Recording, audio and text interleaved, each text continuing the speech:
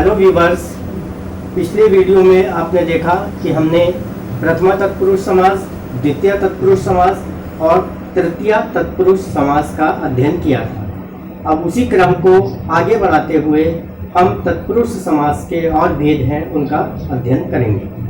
तो आज हम पहले चलते हैं चतुर्थी तत्पुरुष समास। जैसे आप देख रहे हैं, लिखा चतुर्थी तत्पुरुष समास, और चतुर्थी जो है संप्रदान में आती है और संप्रदान में चिन्ह कौन सा लगता है? के लिए। तो आप इस तरीके से भी समझ सकते हैं कि जहां हिंदी अर्थ के लिए आएगा वहां संप्रदान चतुर्थी तत्पुरुष समास होगा। इसके लिए पाणिनि ने एक सूत्र भी लिखा है, चतुर्थी तदरार्थ बलि हित सुख रक्षिते, यानी चतुर्थी विभक्ति यानी प्रथम पद में, पूर्व पद में यदि चतुर्थी विभक्ति है और उत्तर पद में अर्थ, बलि, हित, सुख, रक्षित ये शब्द या इनके पर्याय शब्द देखने को मिले तो वहां समझ जाना चाहिए कि चतुर्थी तत्पुरुष समास ही होता है। जैसे गौव्य हितम, ये समास विग्रह है। गौव्य हितम, गौव्य में चतुर्थी आप देख रहे हैं, तो इसका बन जाएगा सामासिक पद गोहितम, यानी गाय के लिए हितकारी, गाय के लिए हितकारी। युपाय दारु, युग दारु, युग के लिए, दारु के लिए का साइन। भूतेभ्य बलि, भूत बलि, जीव के लिए, बलि के लिए का साइन। गौव्य रक्षितम, गो रक्षितम, गाय के लिए, रक्षित के लिए का साइन। ब्राह्मणाय हितम, ब्राह्मण हितम, ब्राह्मण के लिए हितकारी। और गुरुवे दक्षिणा, गुरु दक्षिणा, गुरु के लिए दक्षिणा। तो यहाँ आप देख रहे हैं कि पूर्व पद जो है वो चतुर्थी विभक्ति में है, लेकिन क्योंकि तत्पुरुष समास में उत्तर पद की प्रधानता रहती है, तो यदि उत्तर पद में अर्थ, बलि, हित, सुख, रक्षित दिखाई दे तो और उससे पहले चतुर्थी विभक्ति हो तो आप आंख मीच कर चतुर्थी तत्पुरुष समास लगा देंगे। अब इसमें आप एक बार देखिए कि मान लीजिए आपके पास सामासिक पद आया हुआ है गोहितम, और वो कहता है कि गोहितम का सामासिक विग्रह कीजिए। अब देखिए गो जो है प्रथमा है, तो गो का आपको कौन सी विभक्ति देखनी है? चतुर्थी। अब विग्रह करते समय यदि प्रश्न बहुविकल्पीय है तो बहुविकल्पीय में आप देख लेंगे कि चतुर्थी विभक्ति का कौन सा, यदि गौव्य दिया हुआ है तो आपने उसको गौव्य हितम लिख देना है।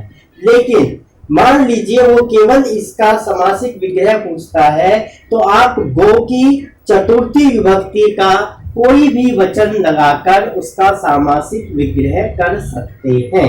ध्यान रखिएगा। फिर जैसे ही आपने गो हितम देखा, आपने देख लिया हितम, पाणिनि का सूत्र याद आया, अर्थ, बलि, हित, सुख, रक्षित। हितम देखते ही आप समझ गए कि चतुर्थी तत्पुरुष समास इसमें होना है। अब चतुर्थी तत्पुरुष का एक वचन भी हो सकता है, बहुवचन भी और द्विवचन भी।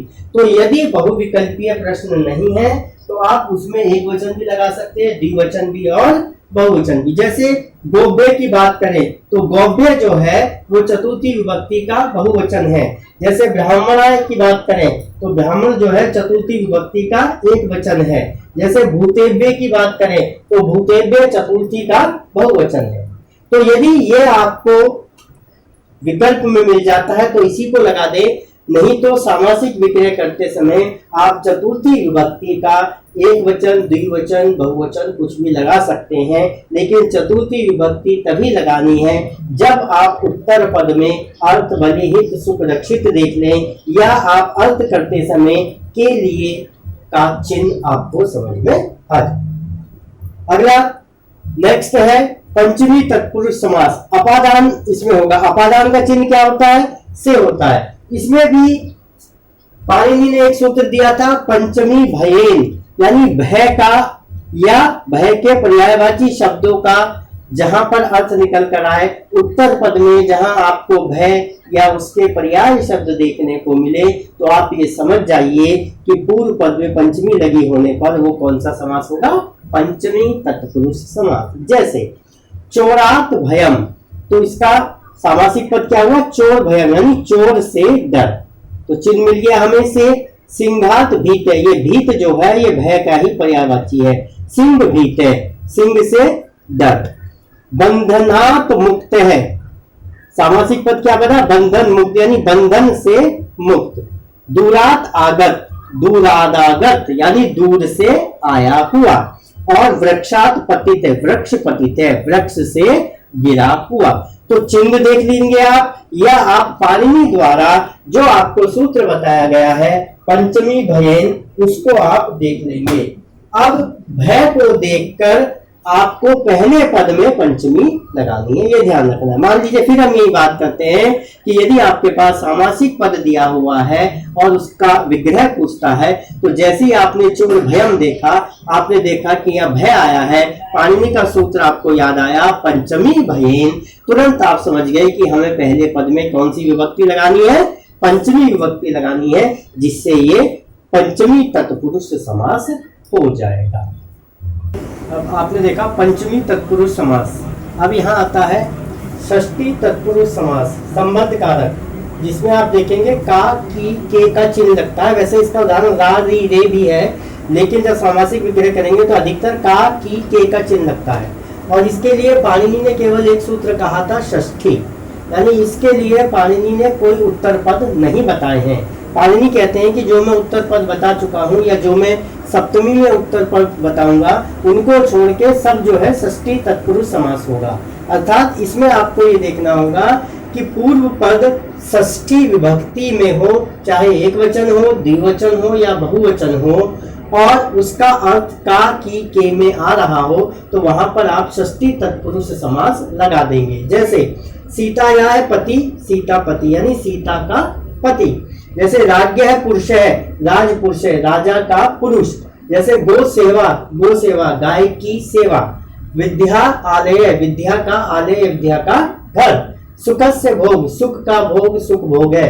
रामस्य अनुज, रामानुज है, राम का अनुज। तो इसमें आप देख रहे हैं कि चिन्ह का, की, के, यही चिन्ह आ रहे हैं। तो अर्थों के माध्यम से आप षष्ठी तत्पुरुष समास को पहचान सकते हैं। और अधिकतर एग्जाम्पल जो उदाहरण होंगे वो अधिकतम आपको षष्ठी तत्पुरुष समास के ही देखने को मिलेंगे। अब आते हैं सप्तमी तत्पुरुष समास, जिसमें चिन्ह की बात करें तो मे का चिन्ह है और अधिकरण इसमें कारक होता है, अधिकरण कारक होता है और मे का चिन्ह। इसके लिए पाणिनि ने एक सूत्र दिया है सप्तमी शौंडेह।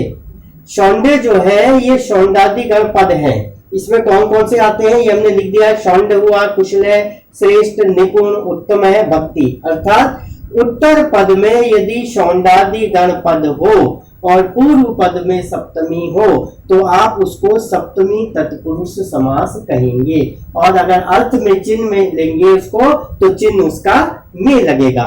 जैसे अक्षेषु शौंडेह, तो ये बन गया अक्षेषु में जो है सप्तमी है, ये हट के अक्ष आ गया और ये शौंडे मिलके अक्ष शौंडे, यानी पासों में चतुर। अक्षेषु होते हैं पासे, जैसे वो महाभारत में आपने देखा होगा शकुनी जो चलते हैं उन पासों को कहते हैं अक्षेषु, अक्ष। तो पासों में चतुर। चिन्ह आप देख रहे हैं मे का आ गया।